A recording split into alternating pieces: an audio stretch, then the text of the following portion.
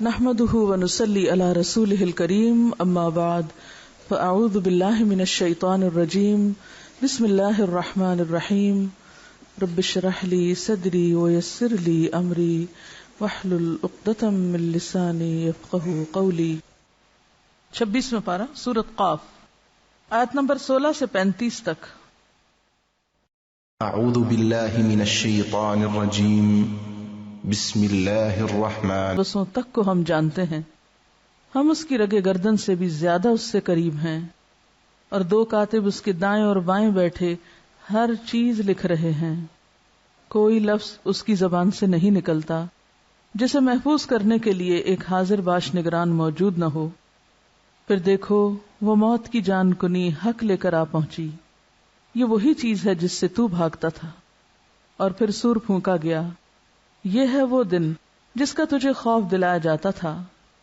ہر شخص اس حال میں آ گیا کہ اس کے ساتھ ایک ہانک کر لانے والا ہے اور ایک گواہی دینے والا۔ اس چیز کی طرف سے تو غفلت میں تھا، ہم نے وہ پردہ ہٹا دیا جو تیرے آگے پڑا ہوا تھا، اور آج تیری نگاہ خوب تیز ہے۔ اس کے ساتھی نے عرض کیا، یہ جو میری سپردگی میں تھا حاضر ہے۔ حکم دیا گیا، پھینک دو جہنم میں ہر کٹے کافر کو جو حق سے عناد رکھتا تھا، خیر کو روکنے والا اور حد سے تجاوز کرنے والا تھا، شک میں پڑا ہوا تھا اور اللہ کے ساتھ کسی دوسرے کو خدا بنائے بیٹھا تھا۔ ڈال دو اسے سخت عذاب میں۔ اس کے ساتھی نے عرض کیا، خدا بندہ، میں نے اس کو سرکش نہیں بنایا، بلکہ یہ خود ہی پرلے درجے کی گمراہی میں پڑا ہوا تھا۔ جواب میں ارشاد ہوا، میرے حضور جھگڑا نہ کرو، میں تم کو پہلے ہی انجام بد سے خبردار کر چکا تھا۔ میرے ہاں بات پلٹی نہیں جاتی اور میں اپنے بندوں پہ ظلم توڑنے والا نہیں ہوں۔ وہ دن جب ہم جہنم سے پوچھیں گے کیا تو بھر گئی، اور وہ کہے گی کیا کچھ اور ہے، اور جنت متقین کے قریب لے آئی جائے گی، کچھ بھی دور نہ ہوگی۔ ارشاد ہوگا، یہ ہے وہ چیز جس کا تم سے وعدہ کیا جاتا تھا، ہر اس شخص کے لیے جو بہت رجوع کرنے والا اور بڑی نگہداشت کرنے والا تھا، جو بن دیکھے رحمان سے ڈرتا تھا اور جو دل گرویدہ لیے ہوئے آیا ہے۔ داخل ہو جاؤ جنت میں سلامتی کے ساتھ، وہ دن حیات ابدی کا دن ہوگا، وہاں ان کے لیے وہ سب کچھ ہوگا جو وہ چاہیں گے، اور ہمارے پاس اس سے بھی زیادہ بہت کچھ۔ وَلَقَدْ خَلَقْنَا الْإِنسَانَ، اور البتہ تحقیق ہم نے انسان کو پیدا کیا، وہ خود نہیں بنا، اللہ کا بنایا ہوا ہے۔ اسی لیے وَنَعْلَمُ مَا تُوَسْوِسُ بِهِ نَفْسُهُ، ہم جانتے ہیں جو بھی اس کے دل میں وسوسے آتے ہیں۔ ہماری بنائی ہوئی چیز ہے جس کو ہم باہر اور اندر دونوں طرح سے جانتے ہیں، حتیٰ کہ دل میں اٹھنے والے خیالات تک سے بھی واقف ہیں۔ وَنَعْلَمُ مَا تُوَسْوِسُ بِهِ نَفْسُهُ، توسوس، جو وسوسہ ڈالتا ہے، بھی اس کو نفسہ، اس کا نفس، اس کے دل میں جو خیال اٹھتے ہیں وہ بھی ہم کو پتا ہوتے ہیں، جو پاس بیٹھا انسان بھی نہیں جانتا ہوتا۔ اس وقت میں کیا سوچ رہی ہوں آپ لوگ مل کر بھی نہیں بتا سکتے مجھے کہ میں کیا سوچ رہی ہوں، لیکن اللہ جانتا ہے کہ میرے دل میں کیا ہے۔ مگر افسوس کہ ہم بندوں سے تو ڈرتے ہیں، شرم کھاتے ہیں، اللہ سے نہیں ڈرتے۔ وَلَقَدْ خَلَقْنَا الْإِنسَانَ، ہم نے پیدا کیا انسان کو، اور ہم جانتے ہیں اس کے دل میں کیا وسوسے اٹھتے ہیں۔ وسوسہ دل میں گزر جانے والے خیال کو کہتے ہیں۔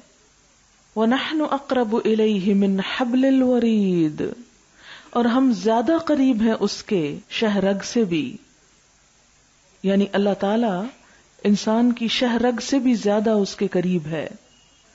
شہرگ کیا ہوتی ہے؟ حلق کے ایک کنارے سے کندھے تک، جسے رگے جان بھی کہتے ہیں، اگر وہ کٹ جائے تو انسان مر جاتا ہے، کہ ہم تو اس کی جان سے بھی زیادہ اس کے قریب ہے۔ ہوتا کیا ہے؟ دل اور دماغ کے درمیان ہوتی ہے شارگ۔ شارگ کی بات اس لیے بھی کی گئی کہ جب دل سے خیال اٹھتا ہے، ابھی دماغ میں نہیں پہنچتا کہ انسان اس کو کوئی معنی دے، ابھی اس میں عقل نہیں استعمال ہوئی ہوتی ہے۔ دل خواہشات کا منبع ہے، سوچ کا منبع ہے، سب کچھ ابتدا یہاں سے ہوتا ہے، پھر یہاں سے اٹھ کر دماغ تک جاتا ہے، پھر انسان اس کو معنی پہناتا ہے۔ مثلا آپ کے دل میں کسی کی نفرت آئی، یہاں سے اٹھی، دل میں تو آ گئی، اٹھ کے یہاں دماغ میں گئی، یہاں پھر آپ لاجک پیش کرتے ہیں، اس کی ریزنز تلاش کرتے ہیں کہ میں صحیح ہوں یا غلط ہوں. دل نے اپنا کام کر دیا، آگے پھر دماغ نے اس کو سارٹ آؤٹ کیا، صحیح یا غلط گردانا. جیسے قرآن پاک میں تھا کہ ان اللہ یحول بین المرء وقلبہ، کہ اللہ انسان اور اس کے دل کے درمیان حائل ہے. یعنی دل سے جو کچھ اٹھتا ہے، جیسے مثلا ہنڈیا پک رہی ہے اور اس کے اندر سے بھاپ اٹھتی ہے، تو اگر اس کے اوپر ڈھکن ہو تو بھاپ باہر نہیں آتی. ٹھیک، آپ اگر اس کے اوپر ہاتھ بھی رکھیں تو آپ کو کچھ نہیں ہوگا، جو ہی آپ ڈھکن ہٹائیں گے وہ بھاپ آپ کے ہاتھ تک آ جائے گی. لیکن اللہ تعالیٰ کو اس ڈھکن سے کوئی فرق نہیں پڑتا. وہ جو بیچ کا ڈھکن ہے، اللہ تعالیٰ اس سے بھی زیادہ قریب ہے اس دل کے، کہ یہاں سے ابھی بھاپ اٹھتی ہی ہے کہ فوراً اس کو پتا چلتا ہے، اس سے پہلے وہ جانتا ہے کہ اب یہ کرنے کیا والا ہے. اتنا قرب کا احساس دلایا اللہ تعالیٰ نے. ایک اور جگہ پر آتا ہے وَعْمَلُوا مَا شِئْتُمْ إِنَّهُ بِمَا تَعْمَلُونَ بَصِيرٌ، جو چاہو کرو وہ تمہیں دیکھ رہا ہے جو کچھ تم کر رہے ہو. اور پھر اس کے علاوہ اس نے کچھ ایسے فرشتے بھی مقرر کر رکھے ہیں جو مزید گواہیاں تیار کر رہے ہیں. ان علیکم لحافظین کرامن کاتبین یعلمون ما تفعلون، وہ تمہارے ساتھ ہے کہیں بھی تم ہو. جب تم میں دو لوگ سرگوشی کر رہے ہوتے تو تیسرا وہ بیچ میں ہوتا ہے. ہم اس وقت اس کو بھول جاتے ہیں اور سوچتے ہیں اچھا وہ فلانا تو نہیں سن رہا جو ہم غیبت کرنے لگے ہیں کسی کی. اسی چیز کا یہاں اللہ تعالیٰ احساس دلاتے ہیں وَنَحْنُ أَقْرَبُ إِلَيْهِ مِنْ حَبْلِ الْوَرِيدِ، ہم تو اس کی شہ رگ سے بھی زیادہ اس کے قریب ہیں، یعنی اپنے علم کے اعتبار سے. اِذْ يَتَلَقَّى الْمُتَلَقِّيَانِ عَنِ الْيَمِينِ وَعَنِ الشِّمَالِ قَعِيدٌ.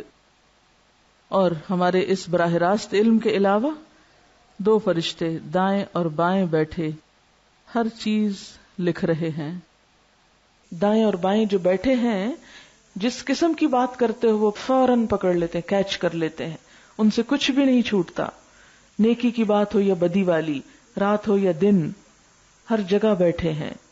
ما یلفظ من قول، نہیں بولتا کوئی لفظ بھی، کوئی لفظ اس کی زبان سے نہیں نکلتا، الا لدیہ رقیب عتید، مگر ایک محافظ، رقیب محافظ، عتید حاضر، تیار نگران، تیار محافظ اس کو کیچ کر لیتا ہے.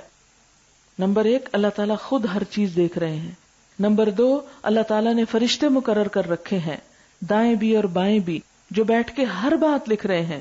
کوئی لفظ انسان کے منہ سے نہیں نکلتا مگر ایک حاضر باش نگران موجود ہوتا ہے. اور انسان سوچتا بھی نہیں، احساس بھی نہیں کرتا کہ جو کچھ وہ زبان سے نکال رہا ہے اس کی وجہ سے اس پر کیا گزرنے والا ہے. اسی لیے نبی اکرم صلی اللہ علیہ وسلم نے زبان کی حفاظت کی سب سے زیادہ تلقین کی. آپ صلی اللہ علیہ وسلم نے فرمایا من کان یؤمن باللہ والیوم الآخر فلیقل خیرا او لیصمت، جو کوئی اللہ اور آخرت پر ایمان لاتا ہے اسے چاہیے کہ اچھی بات کہے ورنہ چپ رہے، خاموش رہے، مت بولے. اگر کوئی اچھی بات بولنے کو نہیں تو بلا ضرورت مت بولے، کیونکہ ہر لفظ لکھا جا رہا ہے. میں کبھی سوچتی ہوں کہ نبی صلی اللہ علیہ وسلم کی سب باتیں لکھی گئی تھی نبوت کے بعد. 23 سال میں انہوں نے اتنا کم بولا کہ بس چند احادیث ہیں قولی. جو بات بولتے تھے حکمت کی یا کوئی کام کرتے تھے سب ریکارڈ ہو رہا تھا.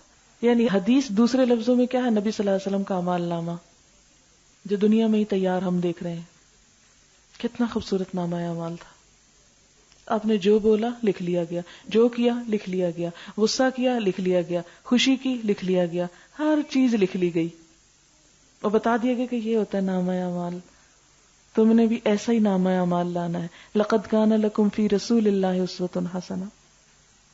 اور دوسری طرف ہماری باتیں ان گنت، کسی وقت ان کو سٹاپ لگتا ہی نہیں، بولے چلے جاتے ہیں، بولے چلے جاتے ہیں، سوچے بے سوچے، خیر ہے یا شر، جو دل میں آیا بس کہے چلے گئے.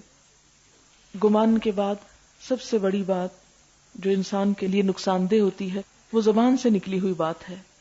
اسی لیے آپ صلی اللہ علیہ وسلم نے فرمایا کہ تم مجھے 2 چیزوں کی ضمانت دو، میں تمہارے لیے جنت کی ضمانت دیتا ہوں، ایک شرمگاہ کی اور ایک زبان کی، کہ ان 2 چیزوں کا غلط استعمال نہیں کرو گے تو جنت ہے تمہارے لیے. لیکن ہمارا سارا بگاڑ انہی دو چیزوں کی شہوت سے آتا ہے. زنا جس طرح عام ہو چکا ہے اس دور میں شاید ہی کبھی ہو، اور یہ بھی قیامت کی نشانیوں میں سے ایک نشانی ہے کہ زنا عام ہو جائے گا. یہ شرمگاہ کی حفاظت نہ کرنے کا نتیجہ ہوگا، اور دوسری طرف زبان کی حفاظت نہ کرنے کا نتیجہ، اور دونوں کے نتائج ایک جیسے ہی ہیں، اور وہ جہنم. وجاءت سکرۃ الموت بالحق، اور آ گئی موت کی سکرات حق کے ساتھ. موت کی بے ہوشی حق لے کے آ پہنچی، حق کے ساتھ آ گئی، حق لے آئی، حق دکھا گئی. سکرت، سکرات، مسکر، یہ نشے کو کہتے ہیں. نشے میں جسے انسان کے ہوش و حواس نہیں رہتے، تو موت کے وقت جب انسان بے ہوش سا ہو جاتا ہے، دنیا سے اس کی نظریں پھرنے لگتی ہیں، تو اس کو آخرت کی حقیقت نظر آنے لگتی ہے، اس کو اپنے انجام کی حقیقت نظر آنے لگتی ہے، اپنا انجام سامنے نظر آنے لگتا ہے. موت کے وقت وہ وعدے سچے نظر آنے لگتے ہیں جو دنیا میں اس سے کیے گئے تھے رسولوں کی زبانی، جنت اور دوزخ کے بارے میں. اپنے اعمال کی قیمت نظر آنے لگتی ہے کہ کیا لے کر آیا ہوں. مرنے کے ساتھ ہی بے ہوشی میں ہی انسان کو اپنی اگلی منزل نظر آنے لگتی ہے کہ میرا اب انجام کیا ہوگا، مجھے کہاں جانا ہوگا. وجاءت سکرۃ الموت بالحق، اور سکرۃ الموت کا مطلب کیا ہے؟ موت کی غشی. اسے غمرات الموت بھی کہا گیا، موت کی ڈبکیاں. جیسے ڈوبتے انسان کو سانس نہیں آتا، اسی طرح اس وقت بھی سانس رکنے لگتا ہے. صحیح حدیث میں ہے کہ حضور صلی اللہ علیہ وسلم پر جب موت کی غشی طاری ہونے لگی تو آپ اپنے چہرے مبارک سے پسینہ پوچھتے جاتے اور فرماتے جاتے سبحان اللہ، موت کی بڑی سختیاں ہیں. حضرت عائشہ کی روایت میں ہے کہ نبی صلی اللہ علیہ وسلم پر سکرات الموت کو دیکھ کر وہ کہتی ہیں کہ میرے دل میں کبھی کسی کے بارے میں برا خیال نہیں آیا، اس لیے کہ موت کی سکرات برحق ہیں. یہ معنی بھی ہے اس کا، جاءت سکرۃ الموت، آ گیا سکرۃ الموت، بالحق، حق کے ساتھ، یعنی اس کا آنا برحق تھا اور وہ آ گیا، اس کا آنا سچا تھا اور وہ سچائی پوری ہو گئی. ذالک ما کنت منہ تحید، یہ وہی چیز ہے جس سے تو بھاگتا تھا، جس کے بارے میں سوچنا نہیں چاہتا تھا، جس کے بارے میں تیاری نہیں کر رہا تھا، جسے کل پہ ڈالا ہوا تھا، اچھا پھر کر لیں گے. وَنُفِخَ فِي الصُّورِ، اور سور میں پھونکا گیا. ذالک یوم الوعید، یہ ہے وہ دن جس کا تجھے خوف دلایا جاتا تھا، یہ ہے وعید کا دن. وجاءت کل نفس، اور آ گیا ہر شخص، معہا سائق و شہید، کہ اس کے ساتھ ایک ہانکنے والا ہے اور ایک گواہ ہے. اور شاید یہ وہی دو فرشتے ہیں جو دنیا میں کرامن کاتبین کی شکل میں اس کے ساتھ تھے، اس کے قول اور عمل کا ریکارڈ مرتب کر رہے تھے. اب نقشہ بتایا گیا کہ جب انسان موت کی بے ہوشی کے ساتھ ختم ہو جاتا ہے تو اسے انتظار کرنا ہے یہاں تک کہ سور پھونک دیا جائے. جو ہی سور پھونکا جائے گا تو ہر شخص کے ساتھ دو فرشتے چپک جائیں گے، ایک سائق ہوگا، ایک شہید ہوگا، ایک اسے گھسیٹ کے لا رہا ہوگا، سائق کہتے ہیں نا ڈرائیور کو، ایک اسے گھسیٹ کے لا رہا ہوگا میدان حشر میں، اور دوسرا اس کے خلاف گواہی دے گا اور اسے کوسے گا. لقد كنت في غفلة من هذا، اس چیز کی طرف سے تم غفلت میں مبتلا تھے. فكشفنا عنك غطاءك، تو ہم نے تیری غفلت دور کر دی. وہ غفلت کا پردہ جو کل تک تیرے سامنے تھا، جس کی وجہ سے تو اس دن کو بھولا ہوا تھا، موت نے وہ پردہ ہٹا دیا. غطاء کہتے ہیں ڈھکن کو، تیرا وہ پردہ ہٹا دیا، ڈھکنا اتار دیا. فبصرك اليوم حدید، تو آج قیامت کے دن تمہاری نگاہ خوب تیز ہے. وہ چیزیں جو تجھے کل نظر نہیں آتی تھی آج تجھے سب کچھ نظر آ رہا ہے. یہ حساب، یہ کتاب، یہ فرشتے، یہ نامہ اعمال، یہ ان کا وزن ہونا، یہ جہنم، یہ پل صراط، یہ ساری چیزیں جن کو تو ایک خیالی چیز سمجھتا تھا، یہ سب حق تھا. تو دنیا میں رہ کے ان کو نہیں دیکھ پا رہا تھا، آج دیکھو کہ موت نے سارے حقائق کو کھول کے سامنے رکھ دیا. کل تک تیری نگاہ جو نہیں دیکھتی تھی آج بہت تیز ہے، سب دیکھ رہی ہے، سب نظر آ رہا ہے، ہر چیز عین الیقین سے دیکھ رہے ہو. وقال قرینہ ھذا ما لدی عتید، اس کے ساتھی نے عرض کیا جو میری سپردگی میں تھا حاضر ہے. یہ ساتھی کون آ گیا یہاں؟ یہ وہی فرشتہ ہے جس کے پاس نامہ اعمال تھا. اور وہ کیا کہے گا؟ ھذا ما لدی عتید، یہ جو میرے پاس اس کا نامہ اعمال تھا وہ تیار ہے، حاضر ہے. اس وقت حکم ہوگا القیا فی جہنم، دونوں مل کے اسے جہنم میں پھینکو. وہ سائق اور شہید جو اسے پکڑ کے لائے ہوئے ہوں گے گرفتار کر کے. کل کفار عنید، ہر اس کافر کو جو اناد رکھتا تھا، حق سے بہت دشمنی رکھتا تھا، اور اس دشمنی کی وجہ سے مناع للخیر، دوسروں کو بھی خیر سے روکنے والا تھا اور بہت زیادہ روکنے والا تھا. ایک ہوتا ہے مانع روکنے والا، اور ایک ہوتا ہے مناع مبالغے کا صیغہ. بہت زیادہ وہ دین کا دشمن تھا اور لوگوں کو نیکی کے راستے سے روکتا تھا، اور اس راستے میں معتدن حد سے بڑھ جانے والا تھا. مریب شک میں پڑا ہوا تھا، نہیں خود بھی اس کا آخرت پر یقین نہ تھا. بات یہ ہے کہ جو شخص خود کنفیوز ہو، اگر آپ اس سے کوئی بات پوچھے تو وہ آپ کو بھی کنفیوز کر دے گا. یہاں مریب کا بھی یہی معنی ہے کہ وہ خود بھی حق تعالی کے بارے میں، آخرت کے بارے میں شک میں تھا، اور اس کا یہ شک دوسروں کو بھی شک میں مبتلا کر رہا تھا. اسی لیے علم صرف اس سے حاصل کرنا چاہیے کہ جو اپنے علم کے بارے میں دلیل بھی رکھتا ہو اور یقین بھی رکھتا ہو. جو خود شک میں ہو اس سے مسئلہ نہیں پوچھنا چاہیے. الذی جعل مع اللہ الہا آخر، جس نے اللہ کے ساتھ دوسرے الہ بنا رکھے تھے اور چیزوں پہ بھروسہ کرتا تھا، ان کو اہمیت دیتا تھا. فَأَلْقِيَاهُ فِي الْعَذَابِ الشَّدِيدِ، تو آج تم اس کو سخت عذاب میں جا پھینکو. قال قرینہ، تو اس کا ساتھی کہے گا ربنا ما اطغیتہ، اے ہمارے رب میں نے اس کو سرکش نہیں بنایا. اب یہ ساتھی کون ہے؟ وہ شیطان جو انسان کے ساتھ ہر وقت لگا رہتا ہے، وہ بھی ساتھی ہے انسان کا، فرشتہ بھی ہے اور انسان بھی. ایک طرف فرشتہ انسان کو اچھے خیالات اس کے دل میں ڈالتا ہے، اور دوسری طرف شیطان جو وسوسے ڈالتا ہے. کیونکہ انسان فوراً یہ کہے گا کہ مجھے شیطان نے بہکایا، فلاں مجرم ہے، فلاں نے غلط کام کیا، فلاں میرے بہکانے اور بھٹکانے کا سبب بنا. تو اس کو کیا کہا جائے گا کہ نہیں، ہر انسان اپنے عمل کا خود ذمہ دار ہے. ربنا ما اطغیتہ، اے ہمارے رب میں نے اسے نہیں سرکش کیا، ولکن کان فی ضلال بعید، یہ کھلی گمراہی میں تھا. کیونکہ شیطان کا زور کس پہ چلتا ہے؟ ان عبادی لیس لک علیہم سلطان، میرے بندے ان پہ تیرا کوئی زور نہیں چلے گا. جو اللہ کی طرف رجوع کر لیتا ہے، جو اللہ کا نام لیتا ہے، جو ہر موقع پہ اللہ کو یاد کرتا ہے، شیطان اس کا کچھ نہیں بگاڑ سکتا. اگر ہم کسی بھی وقت شیطان کو بلیم کرنے لگیں کہ یہ چیز شیطان کی وجہ سے، شیطان نے یوں کیا، شیطان نے وہ کیا، تو بات یہ ہے کہ آپ ہی کمزور ہیں کہ شیطان آپ پہ حملہ کر رہا ہے. آپ اس کو راستہ نہ دے، بھلا وہ کیسے آ سکتا ہے؟ شیطان کا کام تو بہکانا ہے، جیسے چھری کا کام کاٹنا ہے. اور اگر آپ کو پتا ہے چھری کاٹتی ہے تو آپ کیوں ہاتھ پہ مار رہے ہیں؟ اگر آپ کو پتا ہے شیطان بہکاتا ہے تو کیوں آپ اس کے سامنے کمزور پڑ رہے ہیں کہ وہ آپ کو بہکا لے جائے؟ اسی لیے شیطان قیامت کے دن برات کرے کہ اگر رب میں نے نہیں اسے گمراہ کی، یہ خود ہی گمراہ ہونا چاہتا تھا، یہ اس کا اپنا قصور ہے، اسی لیے اس نے میری بات مان لی. ظاہر ہے کہ اگر آپ کے اندر خواہش نفس نہ ہو، شیطان آپ کا کیا کر سکتا ہے؟ گڑبڑ تو اپنے اندر سے انسان کی شروع ہوتی ہے. اگر کوئی اپنے گھر کو تالا لگا کے نہیں رکھتا تو چور کا کیا قصور ہے؟ وہ تو ہر کھلے جگہ پر آ جائے گا.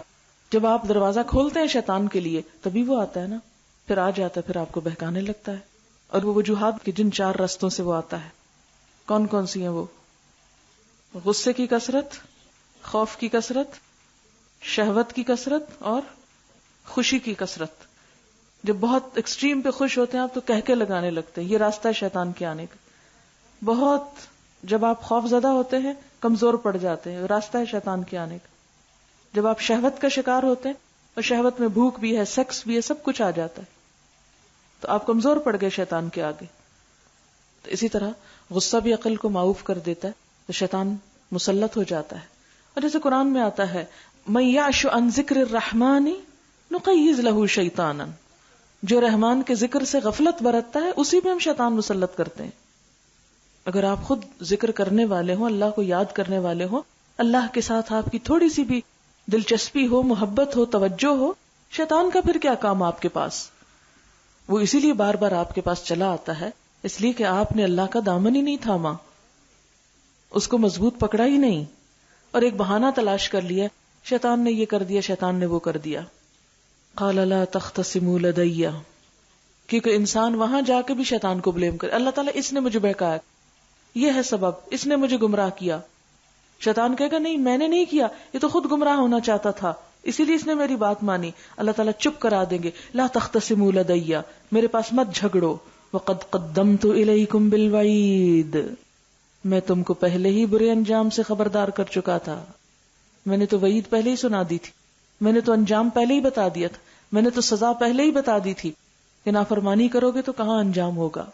میں نے رسولوں کے ذریعے، کتابوں کے ذریعے تمہیں پہلے ہی بتا دیا تھا کہ کس بات پر میرا غضب بھڑکتا ہے.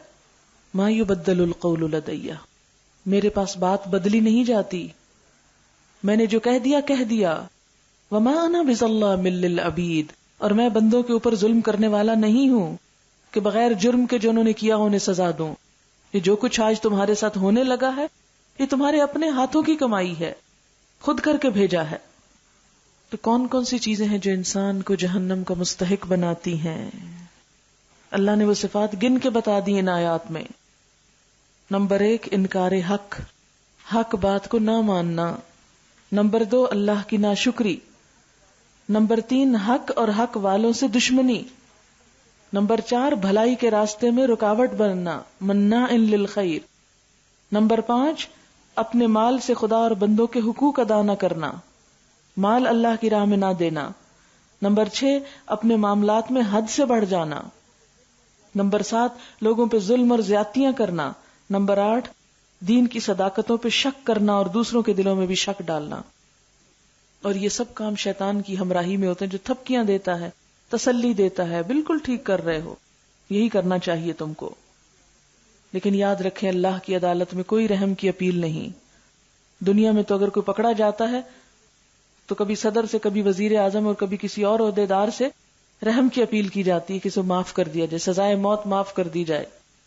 ما یبدل القول لدی، اللہ کے ہاں نہیں معاف کی جائے گی. وما انا بظلام للعبید، میں کسی انسان پہ ظلم ڈھانے والا نہیں ہوں. آج ہر شخص کو وہی ملے گا جو وہ لے کر آیا ہے ساتھ. یوم نقول لجہنم هل امتلأت، جس دن ہم جہنم سے کہیں گے کیا تو بھر گئی. سورۃ سجدہ میں اللہ تعالیٰ نے فرمایا لأملأن جہنم من الجنۃ والناس اجمعین، میں ضرور بھر دوں گا جہنم کو جنوں اور انسانوں سب سے، کوئی پرواہ نہیں مجھے کون کون جاتا ہے اس میں. یوم نقول لجہنم هل امتلأت، اتنے ڈالوں گا کہ لگے گا بھر گئی، اور میں پوچھوں گا بھر گئی تو، وتقول هل من مزید، اور وہ کہے گی کیا اور بھی ہیں، اور بھی لے آئیں، میں جگہ بنا لیتی ہوں اپنے اندر. اور دوسرا معنی جس دن ہم جہنم سے کہیں گے کیا تو بھر گئی، وتقول هل من مزید، وہ پریشان ہو کے کہے گی ابھی اور بھی ہیں، میں سمجھتی تھی کہ بس.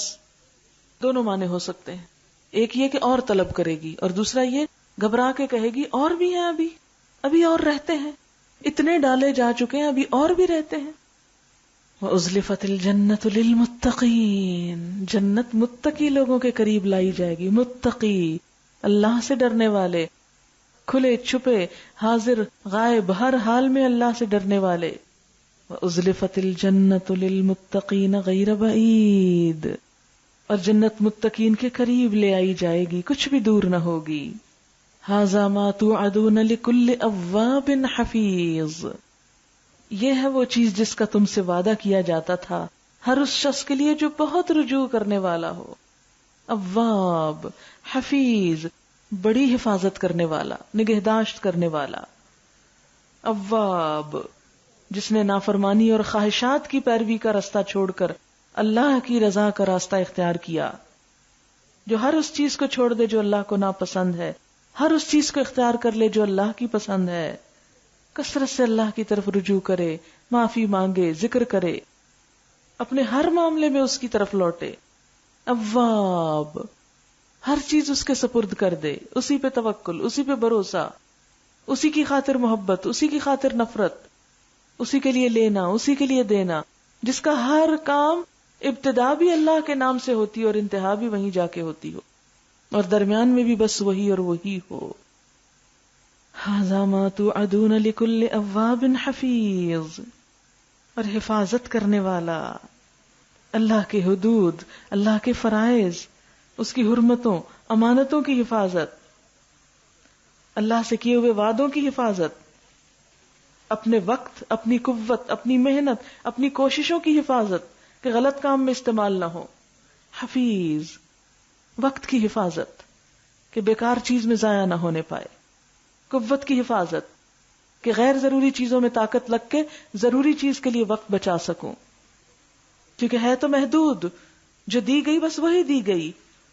چاہو تو اچھے کام میں لگا لو، چاہے غلط کام میں لگا لو. ایک دن کے 24 گھنٹے 24 یا 25 نہیں ہو سکتے.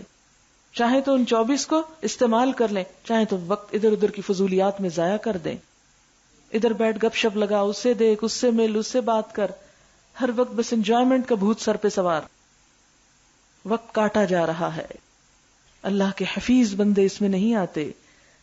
وہ لمحہ لمحہ دیکھتے ہیں کس چیز میں جا رہا ہے، کیا کر رہا ہوں اس وقت. وہ زبان کی حفاظت کرنے والے، وہ نگاہوں کی حفاظت کرنے والے، وہ شرم گاہوں کی حفاظت کرنے والے، وہ دلوں کی حفاظت کرنے والے کہ برے خیالات اس میں نہ گھر کر جائیں. وہ اپنے اعمال کی حفاظت کرنے والے. جنت ان کے لیے ہے. اواب حفیظ. اور ذرا ادھر ادھر ہونے لگے فوراً پلٹیں اصل کی طرف، فوراً لوٹیں کہ نہیں یہ ہماری جگہ نہیں، یہ ہمارے کرنے کا کام نہیں. کیونکہ جس کے اندر پلٹنے کا جذبہ ہوگا، اواب جو پہلے نمبر کی خصوصیت ہے، وہی حفیظ ہو سکتا ہے. جو اواب نہیں وہ حفیظ بھی نہیں. جو پھسل کے اٹھنا نہ جانے اور پھر پھسلتا ہی چلا جائے، دلدل میں ہی گھستا چلا جائے، جنت اس کے لیے نہیں ہے. وہ تو پھر گہرائیوں میں جا کے جہنم کے گڑھے کے لیے ہی ہے. من خشی الرحمن بالغیب، جو غیب میں اللہ سے ڈرے، جہاں کوئی نہ دیکھتا ہو، جو بندوں سے نہیں اللہ سے ڈرے. من خشی الرحمن بالغیب وجاء بقلب منیب، اور دل گرویدہ لے کر آئے. منیب، انابت کرنے والا، ایک ہی طرف رخ کرنے والا، اسی کی طرف پلٹنے والا. جیسے قطب نما کی سوئی ہوتی ہے، کہیں لے جاؤ آپ کمپس کو، آسمان میں لے جاؤ، زمین میں لے اترو، سمندر میں چلے جاؤ، وہ سوئی نارتھ کی طرف ہی جائے گی. اسی طرح بندہ مومن کہیں ہو، اکیلا ہو، سب کے ساتھ ہو، کھا رہا ہو، سو رہا، کچھ کر رہا، اس کے دل میں اس کے رب ہی کی یاد رہے. وہ اپنی ہر چیز اسی کے نام کرتا چلا جائے. بقلب منیب، منیب لوٹنے والا. قیامت کے دن انسان سے جس چیز کی طلب ہوگی وہ کیا؟ کہ تمہارا دل کیسا تھا، قلب منیب تھا یا نہیں، پلٹنے والا دل گرویدہ تھا یا نہیں. ایسے سب لوگوں سے کہا جائے گا ادخلوها بسلام، اس جنت میں امن امان سلامتی کے ساتھ پیسفلی داخل ہو جاؤ. ذالک یوم الخلود، یہ وہ دن ہے جو ہمیشگی کا، کبھی موت نہیں آئے گی تم کو. لہم ما یشاؤون فیہا، اس جنت میں ان کے لیے ہر وہ چیز ہوگی جو وہ چاہیں گے. ولدینا مزید، اور ہمارے پاس مزید بھی ہے، یعنی اللہ کا دیدار بھی ہے جسے پا کر وہ ہر نعمت کو بھول جائیں گے. موت کا مرحلہ سب سے زیادہ یقینی مرحلہ ہے جس سے آدمی کو لازماً گزرنا ہے. یہ تو ممکن ہے کہ کسی کو زندگی نہ ملے، مگر جس کو زندگی ملی اس کے لیے موت کا آنا لازم ہے. ہر آدمی جو زندہ ہے وہ ایک روز مرے گا. ہر آدمی جو دیکھتا اور بولتا ہے یقیناً ایک روز اس کی آنکھ بے نور ہوگی. ہمارا دیکھنا بند ہو جائے گا، بولنا بند ہو جائے گا. ہر آدمی پر وہ وقت آنا ہے جب کہ وہ موت کے دروازے پہ کھڑا کر دیا جائے گا. اس وقت اس کے پیچھے دنیا ہوگی اور اس کے آگے آخرت. وہ ایک ایسی دنیا کو چھوڑ رہا ہوگا جہاں وہ دوبارہ کبھی نہیں آئے گا. وہ ایسی دنیا میں داخل ہو رہا ہوگا جس سے اس کو کبھی نکلنا نصیب نہ ہوگا. وہ اپنے عمل کے میدان سے ہٹا کر وہاں ڈال دیا جائے گا جہاں وہ اپنے عمل کا ابدی انجام بھگتتا رہے گا. زندگی ایک بے اعتبار چیز ہے، موت یقینی چیز ہے. ہم زندہ صرف اس لیے ہیں کہ ابھی ہم مرے نہیں. موت وہ چیز ہے جس کا کوئی وقت مقرر نہیں. ہم ہر لمحہ موت کی طرف بڑھ رہے ہیں. ہم زندگی کے مقابلے میں موت سے زیادہ قریب ہیں. لوگ سمجھتے ہیں وہ زندہ ہیں، حالانکہ زیادہ صحیح بات یہ ہے کہ وہ مردہ ہیں.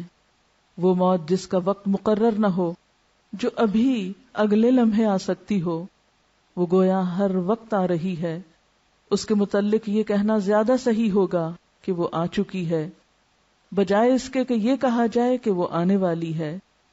اسی لیے حدیث میں ارشاد ہوا ہے کہ اپنے آپ کو قبر والوں میں شمار کرو۔ موت ہر چیز کو باطل کر دے گی، وہ ہماری زندگی کا سب سے زیادہ بھیانک واقعہ ہے۔ تاہم موت اگر زندگی کا خاتمہ ہوتی تو زیادہ بھیانک نہ تھی۔ موت کا مطلب اگر صرف یہ ہوتا کہ اب آئندہ کے لیے اس انسان کا وجود نہ رہے گا جو چلتا تھا، جو دیکھتا تھا، جو سنتا تھا، تو اپنی ساری ہولناکیوں کے باوجود یہ صرف ایک وقتی حادثہ تھا، نہ کہ کوئی مستقل مسئلہ۔ مگر اصل مشکل یہ ہے کہ موت ہماری زندگی کا خاتمہ نہیں، موت ہماری زندگی کا خاتمہ نہیں، وہ ایک نئی اور ابدی زندگی کا آغاز ہے۔ موت کا مطلب اپنے ابدی انجام کی دنیا میں داخل ہونا ہے۔ ہر آدمی زندگی سے موت کی طرف سفر کر رہا ہے، کسی کا سفر دنیا کی خاطر ہے، کسی کا آخرت کی خاطر، کوئی سامنے کی چیزوں میں جی رہا ہے، کوئی چھپی ہوئی چیزوں میں، کوئی اپنی خواہش اور انا کی تسکین کے لیے دوڑ رہا ہے، کسی کو خدا کے خوف اور خدا کی محبت نے بے چین کر رکھا ہے۔ دونوں قسم کے لوگ شام کرتے ہیں کہ وہ اپنی تھکان مٹائیں، اگلے دن صبح کرتے ہیں کہ اپنی پسند کی دنیا میں دوبارہ سرگرم ہو جائیں۔ موجودہ دنیا میں دونوں بظاہر یکساں نظر آتے ہیں، مگر موت کے بعد آنے والی منزل کے اعتبار سے دونوں کا حال یکساں نہیں۔ جو شخص خدا اور آخرت میں جی رہا ہے وہ اپنے آپ کو بچا رہا ہے، اور جو شخص دنیا کی دلچسپیوں اور اپنے نفس کی خواہشوں میں جی رہا ہے وہ اپنے آپ کو ہلاک کر رہا ہے۔ ساکر کا ایک پلیئر ہے، آپ کو معلوم ہے ساکر ایسی گیم ہے جو دنیا میں سب سے زیادہ، جس کی واچ ہے سب سے زیادہ دیکھی جاتی، اور یہ وہ شخص ہے جو کھیل کے میدان میں سلپ ہوا اور دوبارہ اپنی وہ جیسے پلیئر کی ایک اسپرٹ ہوتی ہے اس کے ساتھ اٹھ کے کھڑا ہو گیا، اور وہ بال بھی ٹھیک کر رہا ہے اور مسکرا بھی رہا ہے، لیکن یکایک شاید اس کو کوئی تکلیف ہوتی ہے تو ایک دم جھکتا ہے، اور جب جھکتا ہے تو پیچھے گر جاتا ہے، اور لمحوں میں جان نکلتی ہے۔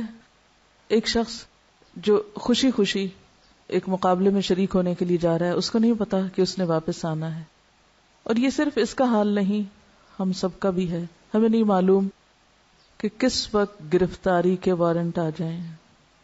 موت دراصل گرفتاری کا نام ہے، پکڑ کا نام ہے، پکڑے جانے کا، لیکن ہم ہمیشہ دوسروں کو دیکھتے رہتے ہیں اور اپنی موت بھول جاتے ہیں، اور موت چونکہ یاد نہیں اس لیے ہمیشہ ٹال مٹول کرتے رہتے ہیں۔ Important as one blessing you possess at every moment. Breathing. It has been 39 seconds since this film began. If you had been unable to breathe for 39 seconds, your life would be at an end.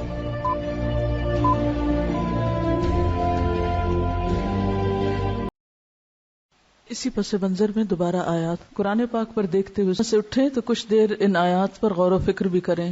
ہم جو ہی اٹھ کے باہر جاتے ہیں اسی دنیا میں اسی لمحے پلٹ جاتے ہیں اور غور و فکر نہیں کرتے۔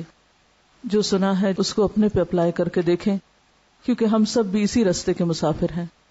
سبحانک اللہم و بحمدک نشہد ان لا الہ الا انت نستغفرک و نتوب الیک۔ السلام علیکم و رحمۃ اللہ وبرکاتہ۔